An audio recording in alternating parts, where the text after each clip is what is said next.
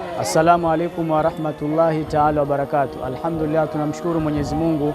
Leo tena taasisi yenu ya Khidmatul Umma chini ya mwenyekiti wake Sheikh Arif Suria tumekuja hapa mtaa wa Kigilagila, kata ya Kiwalani.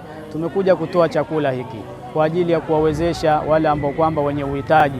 Miongoni mwa mambo ambayo kwamba yamehusiwa, mojawapo ni jambo kama hili la kuwalisha watu chakula.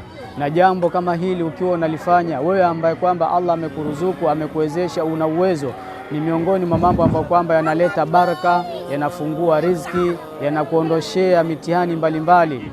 Sababu tu ya kuwalisha chakula watu kama hawa wahitaji wamepata chakula leo hapa. Angalia furaha iliyokuwa katika mioyo yao, ni jambo adhimu sana, miongoni mwa mambo ambayo kwamba yanampendeza Mwenyezi Mungu.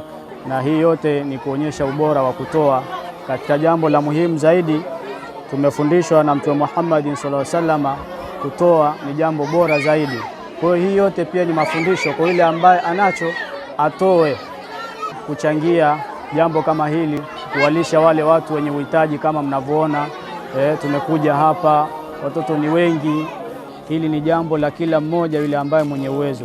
Kwa hiyo tunatoa wito kuchangia jambo kama hili kwa namba zinazopita hapo chini, ili kuweza kuwasaidia wale ambao wenye uhitaji wa kuwezeshwa kwa chakula ama kwa namna yoyote ile. Kwa hiyo tunatoa wito, ndugu zangu, tuweze kujumuika katika juhudi kama hii. Jazakumullahu khair wa ahsan jazaa fi darain. Shukran.